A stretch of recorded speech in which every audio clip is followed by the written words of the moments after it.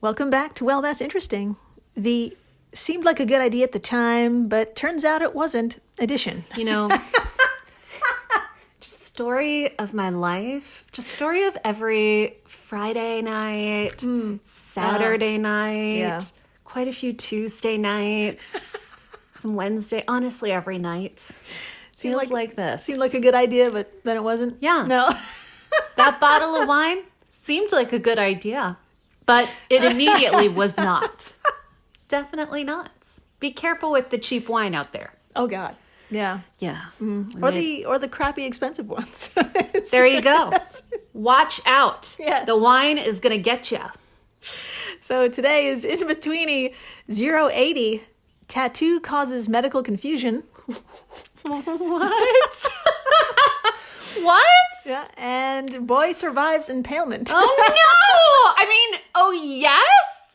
Oh, that's so scary.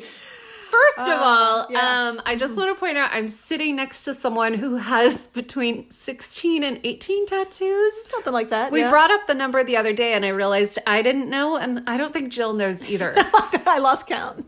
So she has a lot of tattoos, so I'm really curious Yeah, about and they're all text too, and that comes up in this In-Betweeni. Shut up. Yeah. Oh my God. And also, That's right. being impaled. I mean, that's never a good thing, whether you live or not. But what a story. What a fucking story. Yes, that's why we are here today. I'm Jill Chacha.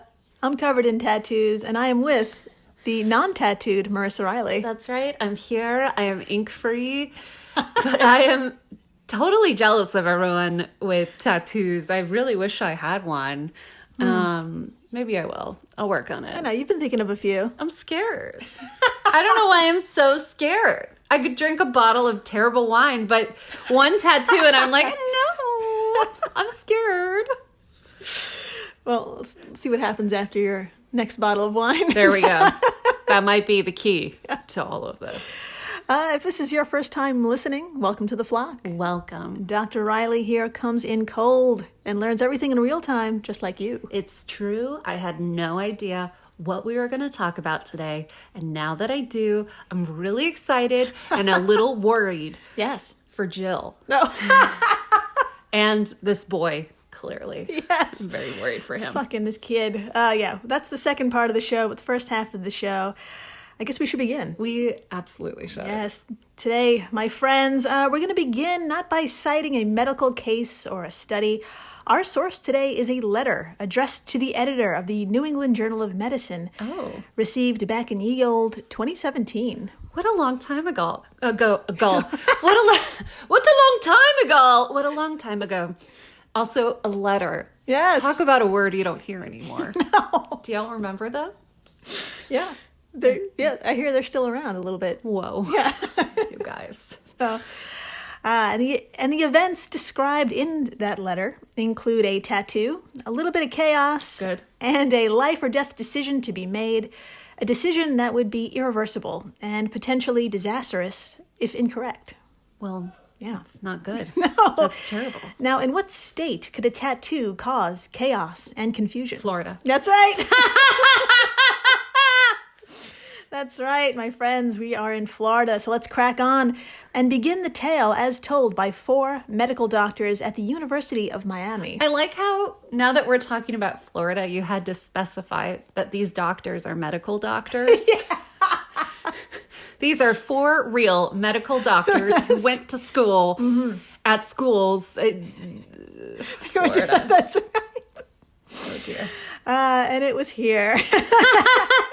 At the university's emergency room, paramedics brought in an unconscious 70-year-old man who, to put it bluntly, was not in great shape. Oh, no. Yeah. First, it was discovered he had an elevated blood alcohol level. And looking into his medical history, our patient also struggled with diabetes. Oh, man. Drunk with diabetes. Yeah. It sounds like he's having a terrible day. Oh, yeah, it gets worse. Oh, God. Yeah, so- Okay.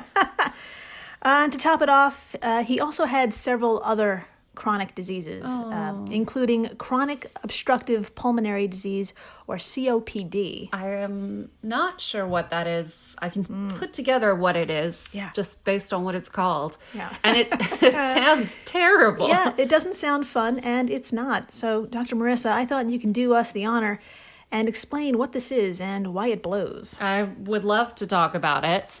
All right, from the mayoclinic.org, quote, chronic obstructive pulmonary disease, or COPD, is a chronic inflammatory lung disease, nailed it, that causes obstructed airflow from the lungs. That makes sense. Symptoms include breathing difficulty, cough, mucus production, and wheezing. I don't know why I said that with such enthusiasm. You did. I was pumped for the wheeze. Who isn't? Who isn't?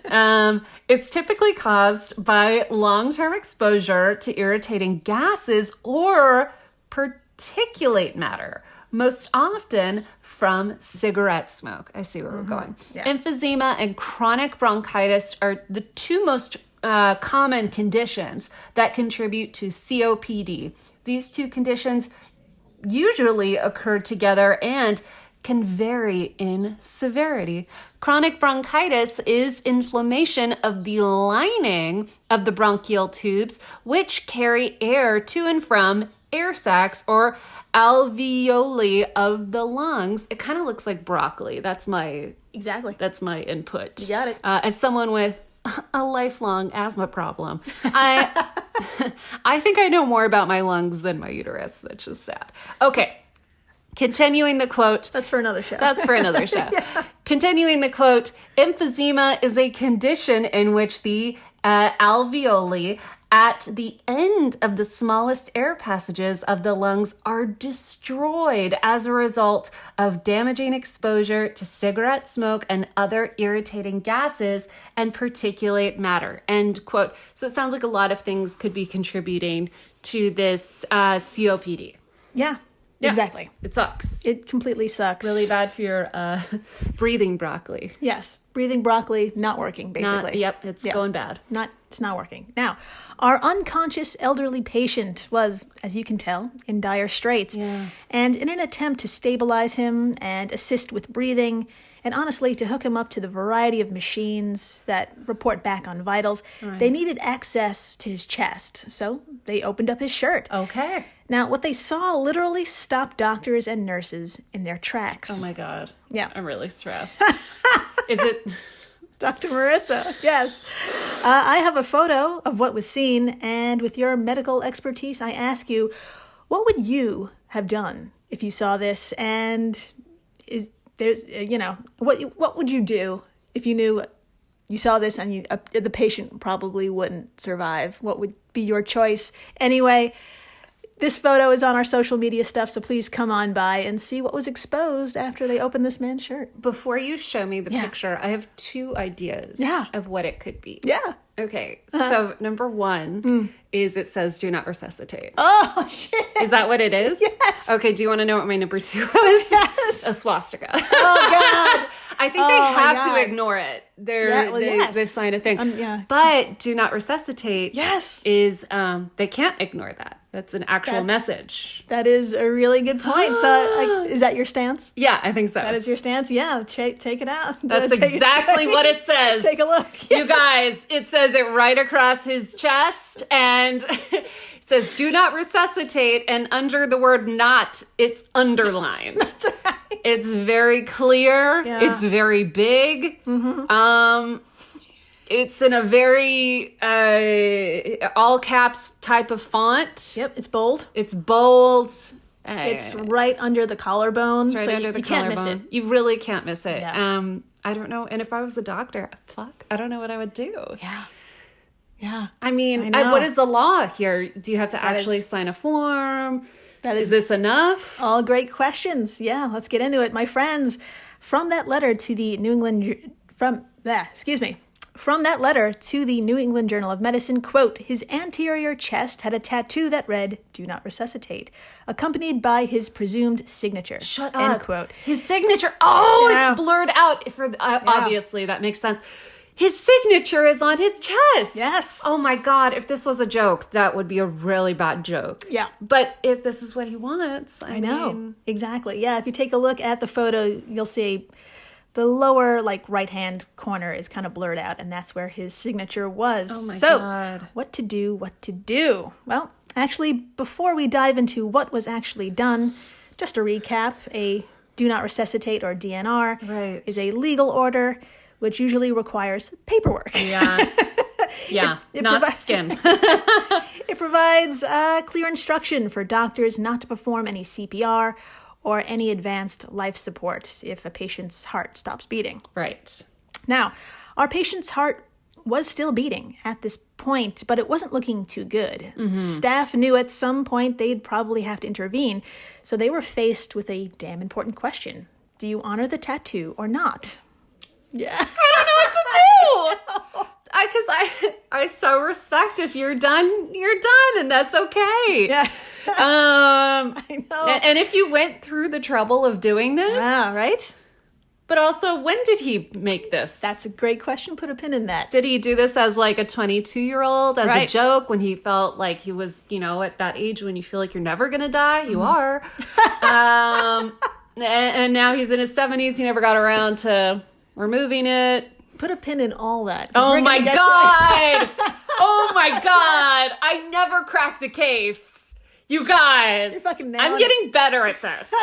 I've cracked a couple of these now. I'm getting better. Jill, I'm learning. Look at me. Oh my God. So first thing was first. The social work department was called in to assist in contacting next of kin. Smart. Great move I there. like it. I love it.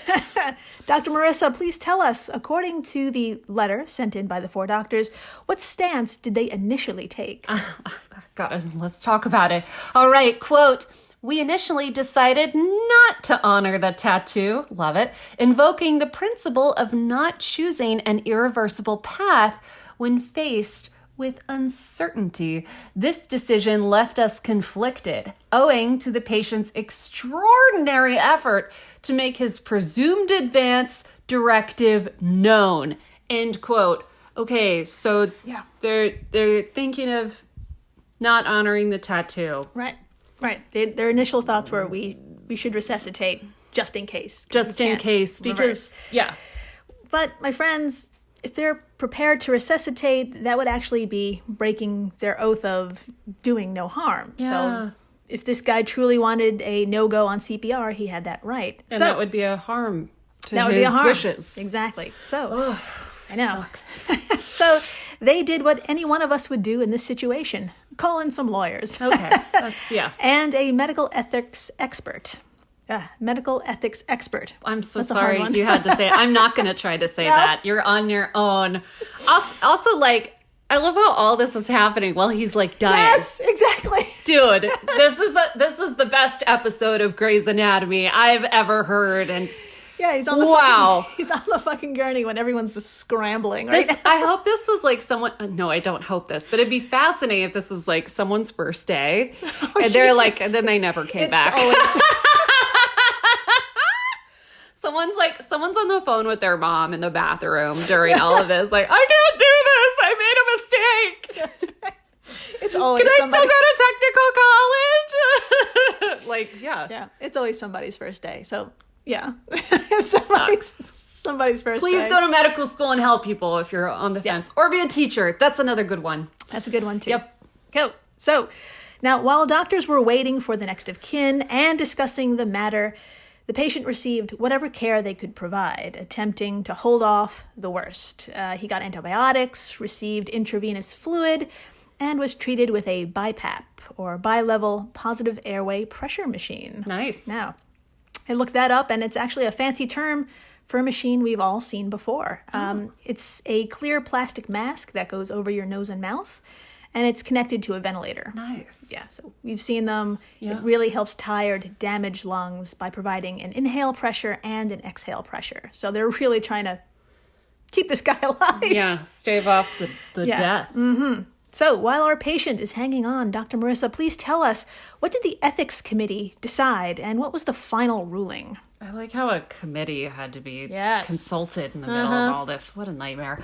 Okay, from the November 2017 letter, quote, after reviewing the patient's case, the ethics consultants advised us to honor the patient's Do Not Resuscitate DNR tattoo. They suggested that it was most reasonable to interfere I'm going to start again. They suggested that it was most reasonable to interfere. To infer. One more time. I got this, you guys. I just am really into this situation. Okay. They suggested that it was most reasonable to infer that the tattoo expressed an authentic preference. That what might be seen as caution could also be seen as standing on ceremony, and that the law is sometimes not nimble enough to support patient-centered care and respect for patients' the best interests. A DNR order was written. End quote. Wow. Yeah. Whoa. They overruled the doctors. They're like, that's it. Yeah. It's their choice. I just don't know when this tattoo was gotten. I almost got, I know. a tattoo that said classy on my tramp stamp area. Oh. There's always time. I know. Keep it in the I maybe kind of pile. wish I did. No, it's fine. But I'm just saying, like, I hope they got it when they had a sound mind. Mm-hmm. Right. Well, these are all great fucking questions.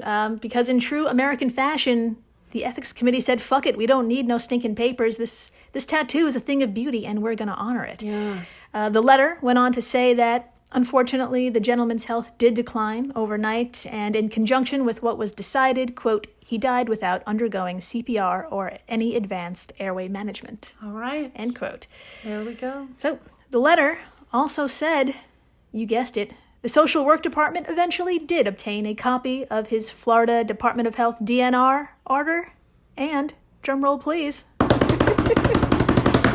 it was consistent with the tattoo. Oh. Yeah. So he did, of sound mind, Yes. want this to be carried out. Exactly, yeah. He did not want to be... Yeah. I feel so much better. Wonderful. I mean, not wonderful that someone had to die, but wonderful that It was consistent. they got to choose how they wanted to, Yeah. how things went. Yeah, it all worked out. The doctors closed their letter by saying this experience neither supports or opposes the use of tattoos to express end-of-life wishes when a person is incapacitated. It just causes more confusion than clarity. Yeah. So I think the answer is get the paperwork done and just keep it strapped to your body in a fanny pack at all times. Mm-hmm. And on the fanny pack, right, my DNR is in here. That's right. And then just live the rest of your life Easy. with the fanny pack. Easy. Amazing. Problem I figured it solved. out. Or the bracelets? I don't know. So, okay, my friends, I know what you're thinking. Has this ever happened before? Probably. Has anyone ever tattooed their wishes on their chest and the outcome was equally a relief? Well, I don't know about that last part, but... But you're right. Of course, this has happened before. And boy, howdy, my friends, it actually could have gone a lot worse. Oh, no. Join me, will you, in 2012 at the California Pacific Medical Center. Okay. Now, Dr. Marissa, I thought we could take turns reading about an incredible interaction staff had with a patient here at this medical center. What do you say? I say yes. Yes. We gotta unpack this. All right, take it away. I absolutely will. All right, from May 2012 issue of the Journal of General Internal Medicine, quote, a 59-year-old man with diabetes, peripheral vascular disease, nailed it. Yeah. Hypertension, dyslipidemia, also nailed it. Was admitted to the hospital for a below-the-knee amputation due to chronic non-healing wounds of his lower extremity. Physical examination revealed a DNR tattoo on his chest. Please see figure 1. Dr. Marissa, would you like to see figure 1? Of course. Of course. And there it is. I mean, this is not as obvious. No. It's just the letters. D.N.R. Between the boobs. Between the boobs. Is there a signature? No. There's no signature. No. It is between his boobs. No judgment. No, not at all. Yeah, but yeah, there it is. It's in red. It's bold. It's red. Now remember, this guy is conscious and fully aware he was being prepped for surgery. So let's continue on with the quote. Quote, upon reviewing his code status, he indicated that he would want to be resuscitated in the event of cardiac or respiratory arrest. All right, continuing the quote. When asked why his tattoo conflicted with his wishes to be resuscitated, he explained that he had lost a bet playing poker with fellow hospital staffers while inebriated in his younger years. The loser had to tattoo DNR across his chest. Oh, this sucks. His code status was subsequently documented correctly in his medical record with further explanation of his wishes. God, that's so embarrassing. Despite his medical condition, he was relatively active in his outside life and was medically stable during his time in hospital. It was suggested that he consider tattoo removal to circumvent future confusion about his code status. Or at least get a line drawn through it. If you don't have the time or the energy for the tattoo removal, get a line. Just get an X. Cross it out. Turn it into a flower. A butterfly. So a butterfly. A penis. Anything you want. Whatever calls your name. Anything other than this thing that could kill you. So this last line is great. Continuing the quote, he stated he did not think anyone would take his tattoo seriously and declined tattoo removal. End quote. Serious? You guys. So, yeah, I think they took it seriously. Yeah. So, my friends, I'm not sure what the lesson is here, other than don't bet a tattoo on a poker hand. No. And if you are, make it, I don't know, something fun and non-offensive. Nothing like that exists anymore. A flower? So, we'll make a list. Okay, sounds good. And order a bottle of wine. Non-offensive tattoos that you can lose. That's right. To, I don't know. After the break, a young boy is impaled. Fuck. But don't worry, this is a heartwarming story. For real. Amazing. Stay tuned. Please do.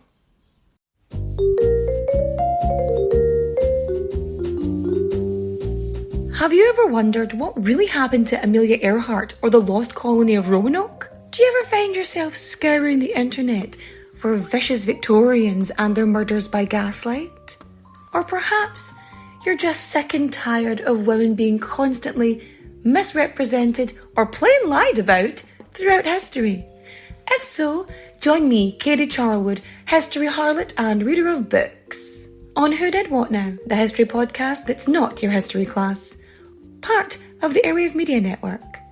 Available on Apple Podcasts, Spotify, or wherever you listen to podcasts. Adios, au revoir, au revoir, my friends. Bye-bye.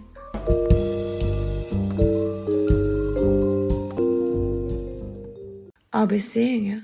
We're the All Creatures Podcast. Each week, Angie and I explore and share amazing details about the many animals we share our world with. Plus, Chris and I are both PhD scientists and educators. So we do the deep dives in the scientific research and then come back and share what we learn in a fun and casual way. We also speak with other scientists, animal experts, activists, and many other conservation enthusiasts from all over the planet. So you can find the All Creatures Podcast wherever you get your podcasts.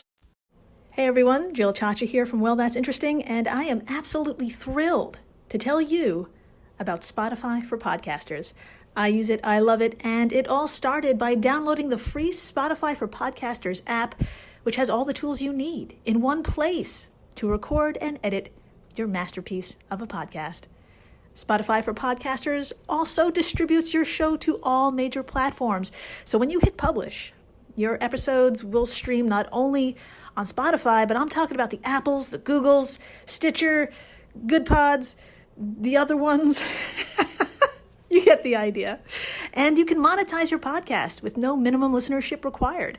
You could also set up monthly subscriptions and record ads just like this one. So what are you waiting for? Download Spotify for Podcasters today and start changing the world. Oh, and please, stay interesting.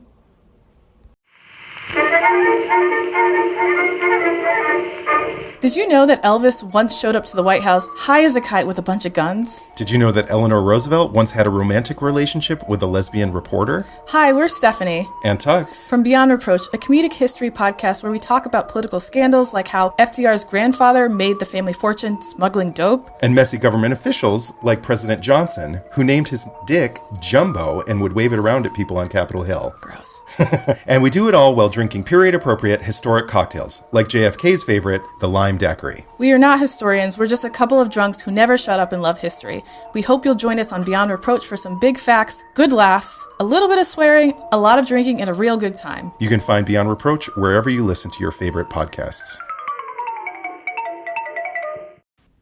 And we're back. We are so back. We're so back. And my friends, there's really nothing like being a kid and hanging with your friends. I mean, unless we're on Well, That's Interesting. That's right. Then something terrible is about to happen. It's true. Yeah. It's true. Yeah. Everyone, let's just take a moment, though, to remember being 10 or 11. You got it.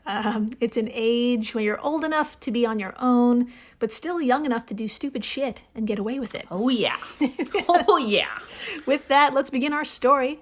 And to do so, we need to travel a wee bit back in time to another year that completely escapes me, 2018. Jesus. It was a lifetime ago. At least. Who even were we? I don't know. That's right. Shadows of ourselves. Shadows. And we're in the smallish town of Harrisonville, Kansas. Oh, jeez. Which is a part of the Kansas City metropolitan area, and it's home to just 10,000 people. That sounds like the cutest town in the world. Like, you know, the kids there still ride their bikes. Yeah. For fun. For fun. And not because they're city bikes and they've run out of escape rooms to do. I'm sorry. It's okay. If you like a city bike, I am all for it. Yeah. But, okay, we'll unpack that later. Okay, sounds good. Okay, so, yeah, put a pin in that riding a bike wholesome shit. Yeah. Because a few of those people that live in this town happen to be the Miller family. Oh, man. I know. Jesus. The youngest, Xavier Miller, was out and about doing what a lot of 11-year-olds do, just messing around with friends and holding top secret meetings in a treehouse. Stop it. Yep. I know. Stop it. Yep. This happened in 2018? Yes. Oh my God. That makes me so happy that they're not all inside, like, watching porn on their phones. Thank God. This is gorgeous. So, Dr. Marissa, I have a photo of the treehouse Xavier and his buddies were playing in. Shut up. That one fateful day. It's pretty great. Would you like to see it? Of course I would. Okay, here it is. Oh my God. Oh, it's such a good one. It's a good one. It's a really good one. Can we post a picture of this one? Absolutely. It's so cute. It looks like it has a porch. It has a wooden ladder. It is awesome. It's pretty great. Yeah.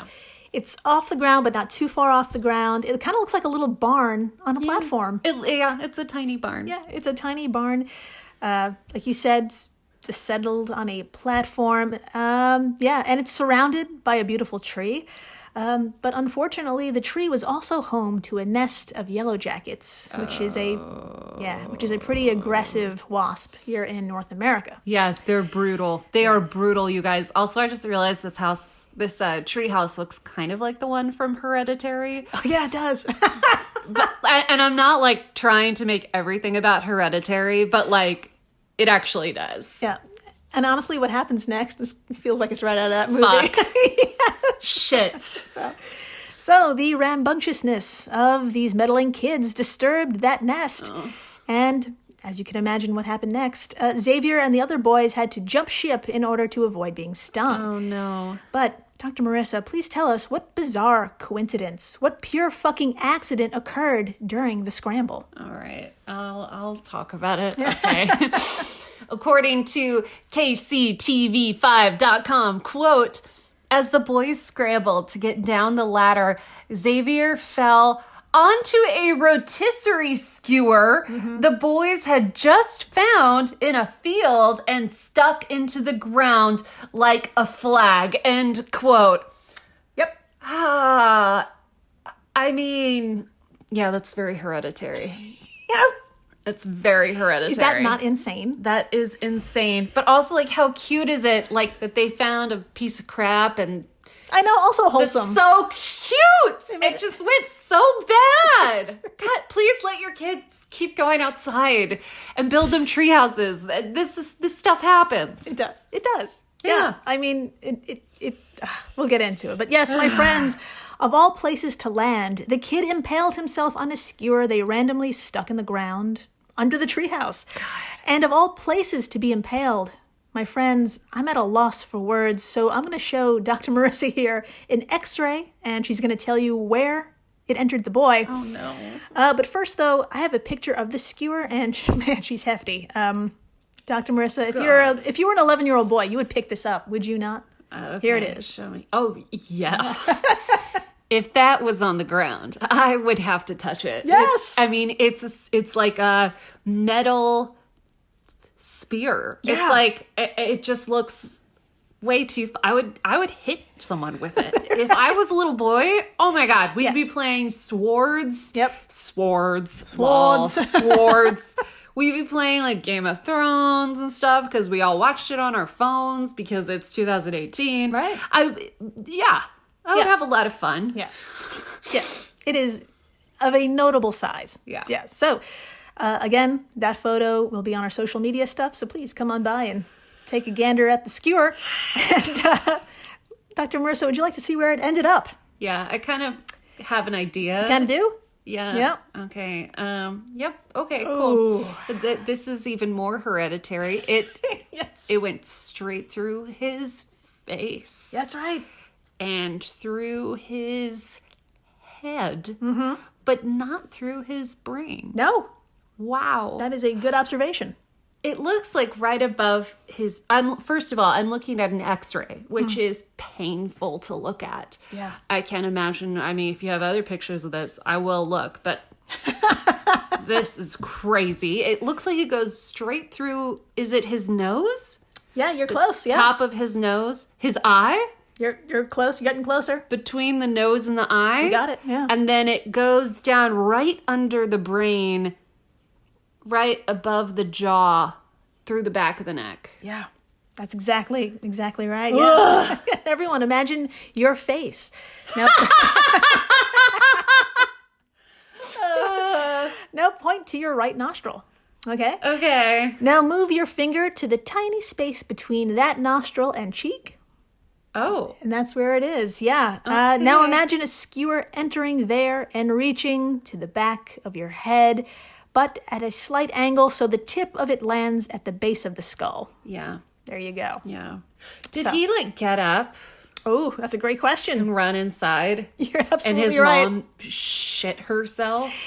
Did you read my notes or something? 'Cause No, that's exactly what happens. Oh wow, no, I did not read your notes. I just tried to think of like the most horrific thing. Yeah, and that's exactly what happens. Yeah, Shit. yeah, this is a bad fucking look. But if you can believe it, the boys walked a short distance to Xavier's home, where Gabrielle Miller, Xavier's mother, turned around to see her kid with a skewer jutting out of his face. Ah. She told KCTV, quote, "He looked at me and he goes, 'I'm dying, Mom. I could feel it.'" End quote. I'm sorry, I have to laugh at that line. Oh my God. Just the number of times that I've had a painful hangover and I've looked at Jill and said, like, I'm dying, Jill. I can feel it. Yeah. And that was a joke, but here, Yeah. I mean, this is real. Holy fuck. Uncomfortably laughing. I am I stressed. know. My hands are so clammy. And she's wringing her hands. Yeah. Yeah. It's such a hereditary moment. So, needless to say, Mom fucking booked it to the emergency room at the University of Kansas, where an estimated 100 medical professionals all took part in saving this kid's life. Oh. Yeah. But despite what looks to be urgent, turns out you really can't rush removing something like this from someone's head. No, it'll start bleeding and stuff. Dr. Marissa, please tell us, how did the hospital prepare? Oh, God. Okay. Yeah. All right. From, once again, KCTV5.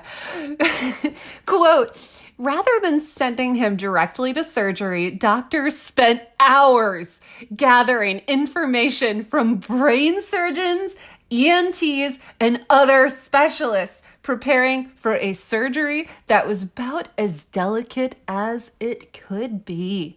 End quote. So they gotta think about this. Holy shit. They've gotta think about this, because you can't pull it out. No, you got one shot.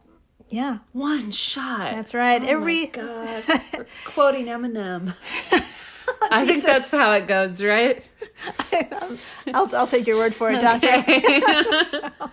So every possible fucking scan of every possible fucking angle was taken, and I actually have a screenshot of one of those scans. Yeah. Dr. Marissa, if you would, please take a look. Now, what you're going to see is the boy's face. You're going to see some veins. And how does everything look to you? It looks terrible. I hate this. I hate this. So there's this picture of like a simulated boy's face. Yeah. And it looks fairly realistic. He's just like completely sheet white because it's AI or whatever. And then you can see all of these little veins and stuff going around where the skewer is.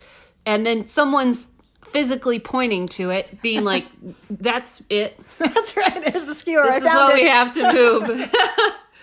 But yeah, it shows like all the shit that's in there that they have to like be careful about. Exactly. But here's the thing though. Do you see anything ruptured? No. That's right.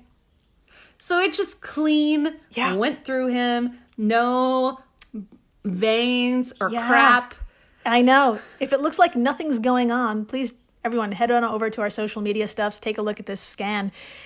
It looks like a painting. It doesn't look like anything's really happening. No. Dr. Koji Ebersol, the director of the Endovascular Neurology Department at the University of Kansas, told LiveScience.com, quote, the skewer just missed, hitting critical blood vessels, including the carotid artery and the vertebral artery. If this was a millimeter closer to those vessels, it probably would have been an unsurvivable injury. Oh my God. Okay.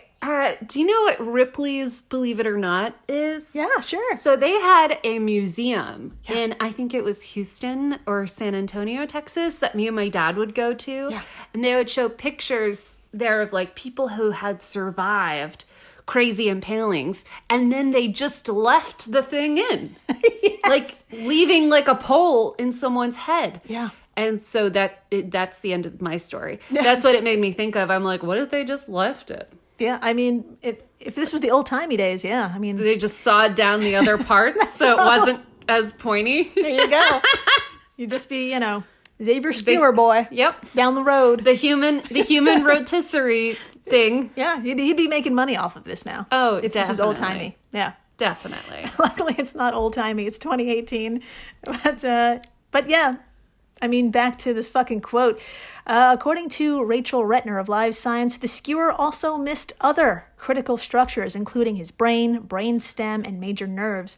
Ebersol called the skewer's trajectory 1 in a million. Wow. Yeah. Quote, how this thing could pass so deep through that part of the body and not hit something critical, I don't know how the kid could be so lucky, Ebersol said. Oh my End God. quote. Yeah. After a very delicate surgery, get this, one day later, Xavier was home with nothing more than a Band-Aid on his face. Shut the fuck up. Yeah. Shut the fuck up. I just chewed off half of my thumb listening to that. That's what that noise was, huh?